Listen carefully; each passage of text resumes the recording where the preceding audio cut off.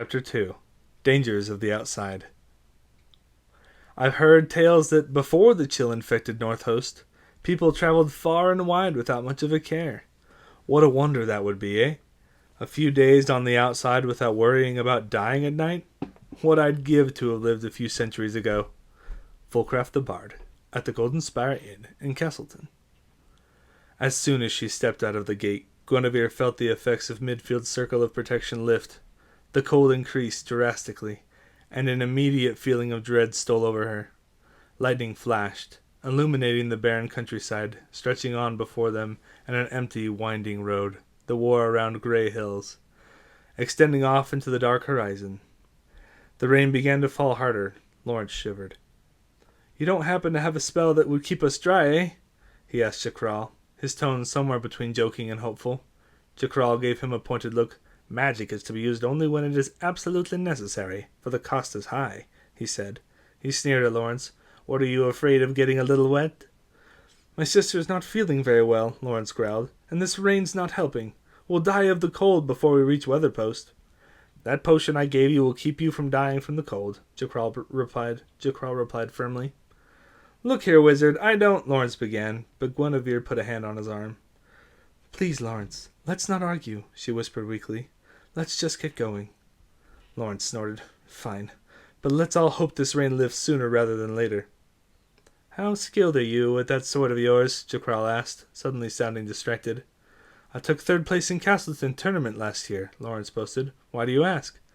"We might run into trouble faster than expected," Jacral muttered, and he pointed.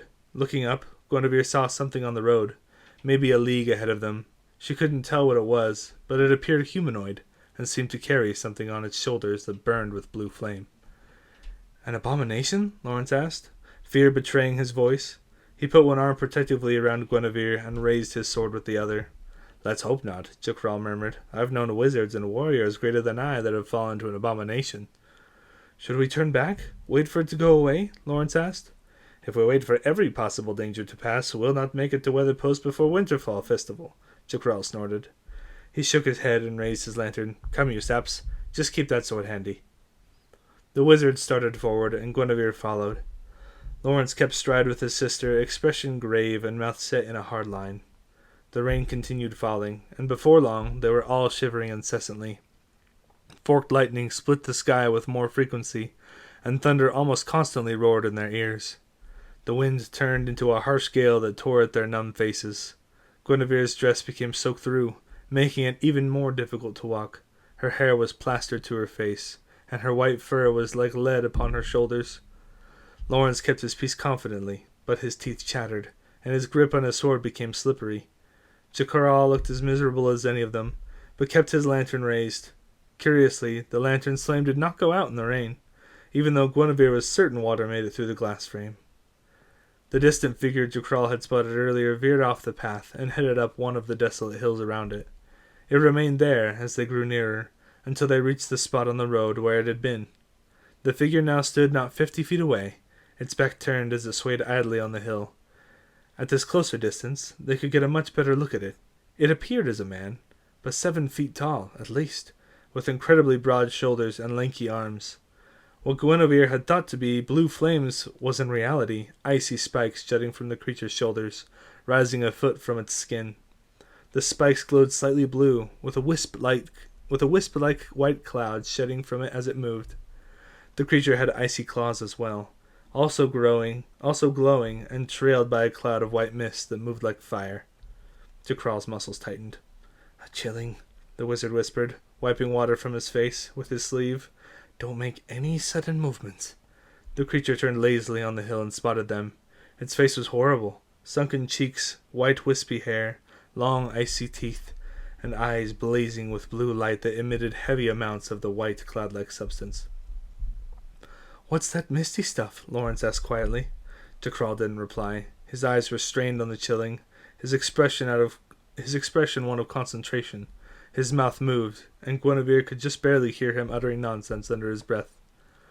The chilling remained still for a long moment, and then let loose an awful scream that drowned out the pounding of the rain. It flexed back its shoulders and claws, its mouth opened wide as it shrieked. Blue light along with a cloud of white mist escaped from its jaws, filling the air before it. The scream shook Guinevere's bones as she raised her hands to cover her ears. It didn't help. The shriek seemed to pierce her very soul, shaking her to the core. After several seconds, the chilling ceased its scream, and considered the three of them with its blank, glowing stare. Jacral continued murmuring. Lawrence raised his sword ready to fight, but it didn't appear that his blade would be needed. Turning with a hard swagger, almost as if it were going to fall over, the chilling moved away. It walked with a pronounced limp, making a dreadful crunching noise as it did, as if the bones were breaking with each of its sauntering steps.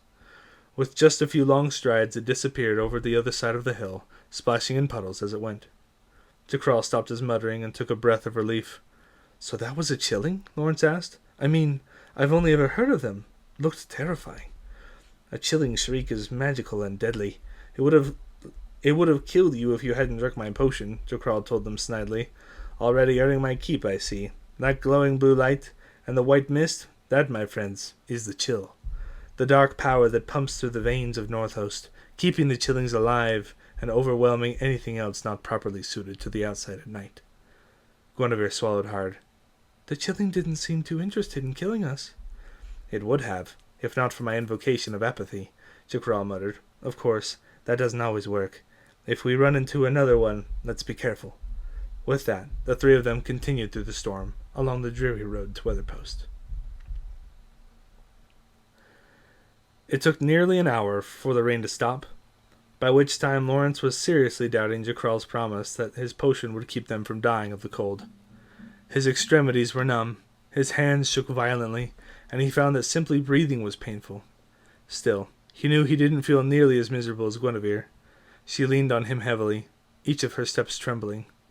Lawrence finally consented to sheathing his sword and dedicating himself to helping her walk as much as he could.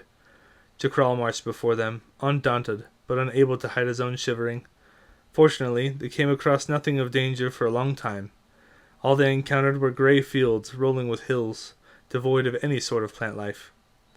"I think I need a break," Gwenevere whispered, a good hour or so after the rain had stopped. Lawrence wanted to argue. Gwenevere knew better than anyone that they were in a hurry. He opened his mouth to say this, but stopped as Gwenevere slipped to her knees. She really did look awful. Her skin was pale, her eyes fuzzy. The cold definitely wasn't helping. It seemed to bite more than usual. It felt heavy, almost oppressive. "A break?" Jacral snapped. "The longer we stay out here, the better chance we have of dying. You can stop, but I'll continue. Your money won't do me any good if I die out here."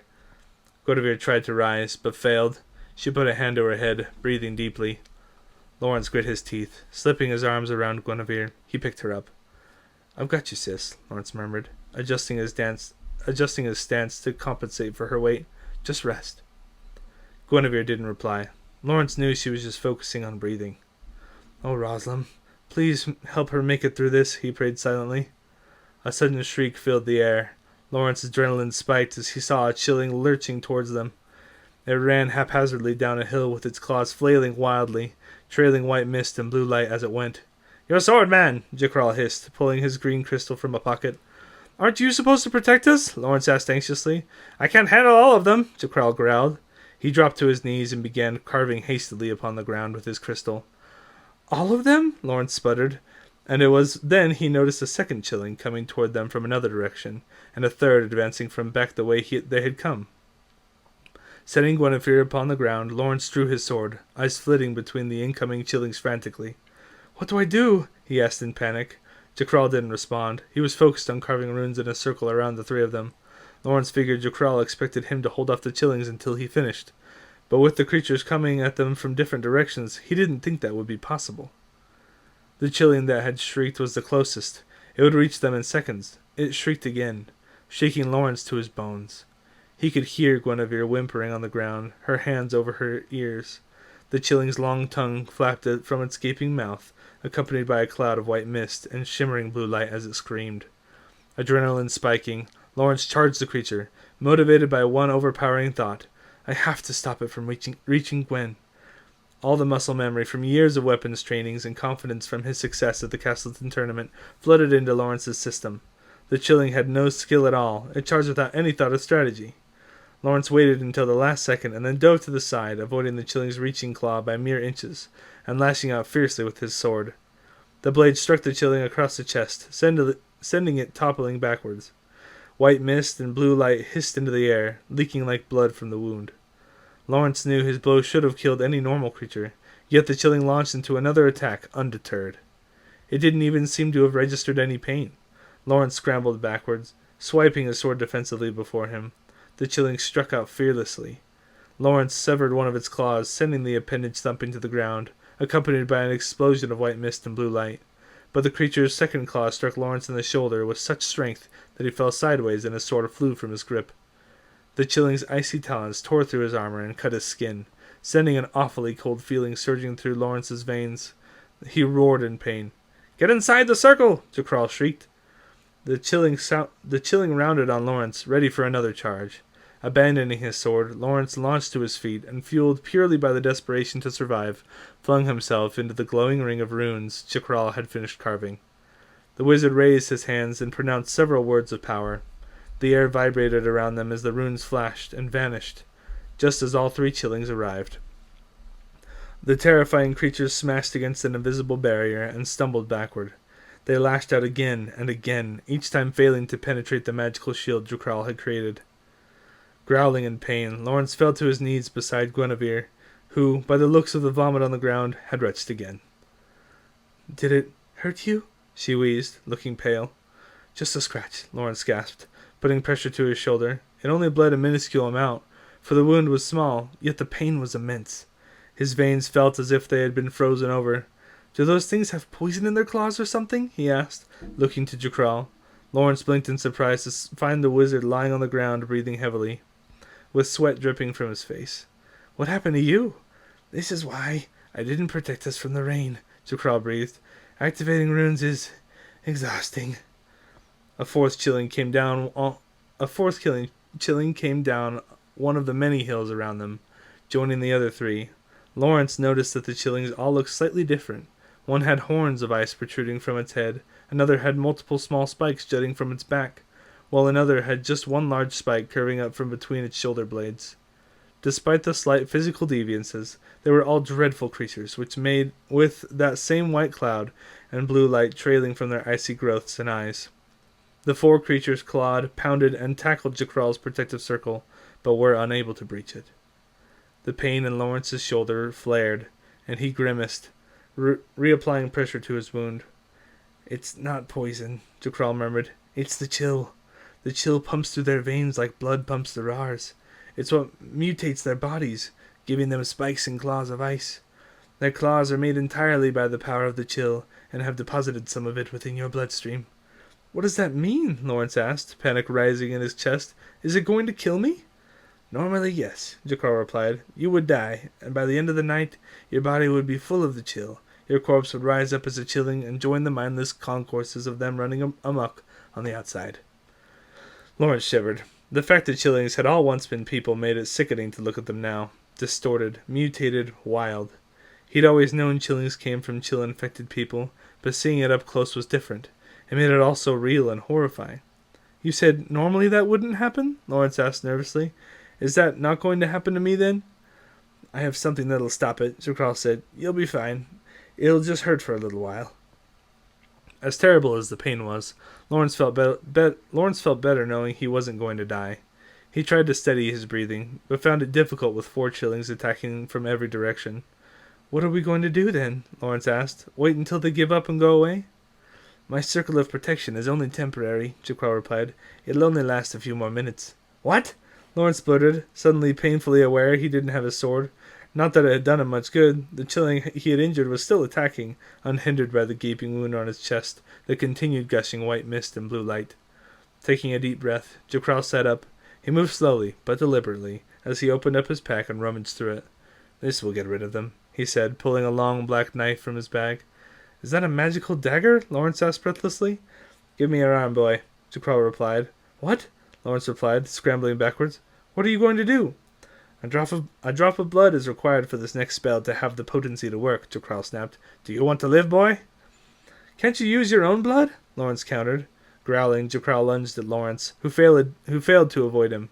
Sit still, or I might cut more than I intend to, the wizard snarled, grabbing for Lawrence's arm. Lawrence closed his eyes and bit his tongue, his fear of the chillings overcoming his disgust and dread of Jakral's magic. Pain split his arm, and he cried out. A drop? Lawrence gasped, looking down to see the long slit Jakral had opened in his arm. The wound was shallow, but blood flowed from it all the same. Jakral dropped his knife and grasped Lawrence's arm. Lawrence grit his teeth in pain. He didn't complain. The chillings looked like they were gaining confidence. The air wavered as the creatures attacked. The circle of protection was failing. Rising to his feet, with the palms of his hands now warm with Lawrence's blood, Jakral began chanting. It was the same chant he had done when they had met the first chilling, the invocation of apathy, but the words left his lips with far more power. The chillings around them staggered backwards. They howled and tore at their hair. Jakral continued chanting, raising his blood-stained hands. The chillings each gave a final, awful shriek, and then turned and scrambled away. Jakral continued chanting until each of the chillings had disappeared from sight. The wizard then proceeded to collapse and gasp for breath. After overcoming his shock and pain, Lawrence rose unsteadily to his feet. He scrambled to where he had left his sword, picked it up, and rounded on Jakral. You could have used your own blood, he growled. Jakral, still lying flat on his back, chuckled darkly. I could have, but why would I want to do that when you were a perfectly good source? I was already wounded, Lawrence continued angrily. You could have used my blood. You could have used blood from my other wound. Probably, Jakral shrugged, but the blood there wasn't as fresh and was already infected by the chill. He then sneered cruelly. Besides, it was much more entertaining to knife your arm, boy. Lawrence raised his sword and paused. What was he supposed to do? They needed Jakral to survive here on the outside, and although his method for using magic was painful and abhorrent, the invocation had worked. Sit down, boy, Jakral growled. I can heal your arm and shoulder. Lawrence was about to argue. He wouldn't let Jakral touch him again if he could help it, but he stopped when his eyes fell upon Gwenevere. Her face was deathly pale, her eyes closed. Gwen, he cried, shaking his sword and rushing to his sister's side. All other thoughts banished from his mind, Lawrence checked for a pulse. She's still alive, but only just. How far are we from Weatherpost? Stinging pain erupted on Lawrence's arm, and he cried out. Hold still, Jakral snapped in exasperation, unless you want to turn into a chilling. Lawrence had to stop himself from giving the wizard a good punch in the teeth. Jakral had a long vial of clear liquid in his hand, and carefully poured some of it into Lawrence's wound. It stung like vinegar and salt. Jakral applied some of it onto Lawrence's shoulder as well before returning the vial to his pack. That hurts, Lawrence growled. Excuse me, it wasn't my idea to come outside at night, the wizard retorted. Blame your little sister for your plan. I'm the one keeping you alive, dimwit. Lawrence growled, but gave up the argument to avert his attention to Gwenevere. I don't think she's going to make it, he said. Not like this. Do you have a teleportation spell or something? Something to make us go faster? You're right. Why didn't I think of that before? Jakral gasped. Teleportation. Lawrence gave to him. You remember now? Jakral backhanded Lawrence's injured shoulder hard, causing his pain to spike. Of course not, the wizard snarled. Teleportation can't be done with a simple drawing of runes. You need a gateway to and from the place you're getting to, and a life force strong enough to power them. If that were an option, I promise you, we'd already be safely in Weatherpost. Gwenevere let out a weak breath. Lawrence swallowed his angry outburst, and instead picked Gwenevere back up. His wounded arm and shoulder protested, but he ignored them. We've got to get going, he announced. Just get us there alive, wizard. They stared down the path, but they hadn't gone more than a minute before Lawrence staggered to his knees. His arms throbbed, his lungs burned for air, and his shoulder still stung awfully. I can't carry her, not like this, he gasped. I'm not carrying her, Jakral muttered haughtily. Another shriek split the night. They looked up in dread to see another chilling coming toward them. Blast, Jakral hissed. He pulled out his dagger again. Your arm, boy. I'd rather be killed by that thing than injured again by you, Lawrence growled. I think I've got enough injuries for one night. He laid Gwenevere on the ground and drew his sword. Another shriek sounded, and then another. Within moments they saw no less than 5 more chillings charging at them, this time all from the same direction, clawing and pulling over one another as they advanced. Fine, Jakral snapped, and he dug the knife into his own arm. Keep them off me, will you? Another circle of protection? Lawrence asked. I'm going to be a little more dramatic this time, Jakral replied through his gritted teeth. Lawrence staggered to stand in front of the wizard, sword raised towards the chillings. They were approaching rapidly. Lawrence didn't think they were going to survive this time around, and even if they did defeat them, They had several more hours of travel before Weatherpost. They'd never make it all the way there alive, especially with Gwenevere as weak as she was. The Chillings approached rapidly, one of them sprinting ahead of the others. Running on all fours, it used its lanky arms and claws to pull itself forward with more effectivity than its legs. Lawrence adjusted his grip on his sword and charged to meet it. Remembering his last encounter, Lawrence went for a different strategy. He ducked to the side of the creature, only just avoiding its claws, and he hacked at its leg. With one clean strike, Lawrence severed the Chilling's leg, spewing white smoke and blue light into the air as the creature howled and toppled to the ground. Turning to meet his next attacker, Lawrence scarcely had enough time to swing his sword. The next Chilling was upon him, claws groping for his throat. Lawrence struck out wildly, aiming for its shoulder. Landing the blow, he cut through the creature's thin skin and sent the arm tumbling to the ground. Before Lawrence had time to celebrate the success of his strategy, the third Chilling reached him. Lawrence swung, but too late. It tackled him around the waist and they hit the ground. The creature sank its icy teeth into Lawrence's neck, and he was blinded by the pain.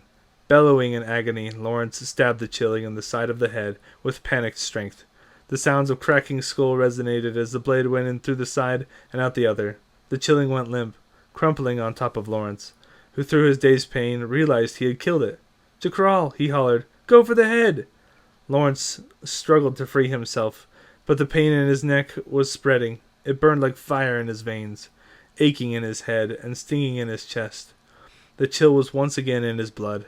Gasping for breath, and with one hand applying pressure to his bleeding neck, Lawrence shoved the Chilling's corpse off of him and crawled to his knees, just in time to see Jacral declare a final word of power and throw a small bottle of liquid to the ground. The vial exploded into flames, sending fire sizzling around Jacral. The wizard began chanting again, differently this time, weaving his arms carefully through the air. The flames struck the 4 remaining Chillings, causing them to howl and stagger, but they didn't retreat. Lawrence could see Jacral's arms trembling, his face bathed in sweat. He flexed his fingers and chanted all the louder, raising his bloodied arm. The swirling flames condensed around the Chillings' heads. The creatures staggered and shrieked, clawing at their heads, trying to dispel the flames, but it was no use. Jacral clenched his hands into fists and finished his chanting. The flames burst and the Chillings collapsed, their heads blackened and sizzling. They failed to move again. Jacral fell to his knees, gasping for breath. Lawrence almost managed to laugh. He let himself sink to the ground, trembling but smiling. "That was mighty impressive," he coughed.